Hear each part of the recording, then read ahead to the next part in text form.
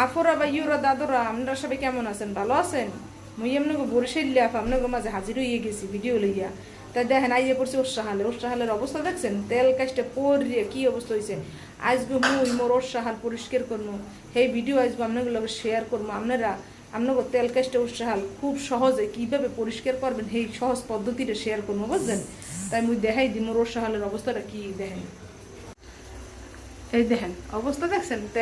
তেল ঝুলে ঝুলে পড়তে আছে, দেখছেন কি অবস্থা? দেখেন অবস্থাটা দেখছেন? এই তেল কাজটা পরিষ্কার করতে কিন্তু একটা দমটা বেরিয়ে যাবে। তাই একবারে সহজ বাইলে এক ঘষার দেওয়ার লগে লগে কিন্তু পরিষ্কার হয়ে যাবে। একবারে সহজ পদ্ধতিতে আপনাকে দেখাবো, বুঝছেন? একটা ঘষা মারবেন, একবার তেল কাজটা উঠতে যাবে। দেখেন এখানে লেবু লইছি, লেবু দিয়ে বানাইলো ক্লিনজার। লেবু কাটিয়া লইতেছি। হ্যাঁ, এটা ভালো আছে। এই দেখেন ওরসাহাল পরিষ্কার করার লেগে আমরা ক্লিনজার বানাইতেছি। না, হ্যাঁ এই তো হইবে না, আর লাগবে না, এতে হইবে। পানি দিয়ে দিলাম। দেখেন চুলার মধ্যে জ্বালাই দিছি, জাল চুলাও কিন্তু ময়লা হয়ে গেছে। লেবু হ্যাঁ 3 সাইডে লেবু সেদ্ধ দিছি, পচা লেবু। যে লেবুগুলো হুগাই যায়, পচিয়ে যায়, সেই লেবু হালাই না দিয়ে এরম করে সেদ্ধ হরি লেবেন ভালো হরিয়া, একের ভালো হরে সেদ্ধ হরি লইতে, বুঝছেন?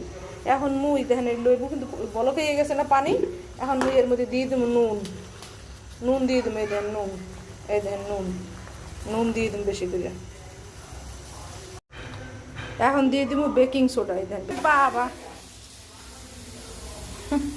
বেকিং সোডা দেওয়ার লগে লগে দেন কি অবস্থা হয়েছে। বেকিং সোডা দিয়ে দিই। বেকিং সোডা দেওয়ার লগে লগে দেখছেন উঠলেই উঠতেছে।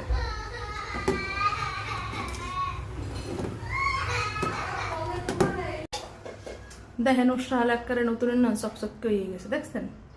তা আপনারা ওইরকম হরে লেবু দিয়ে তৈরি হয়ে আপনাকে ওরসাহাল পরিষ্কার করবেন, আপনাকে ফ্লোর পরিষ্কার করবেন, সব কিছু একটা নতুনের মতো চকচকে করিয়া লাগবেন।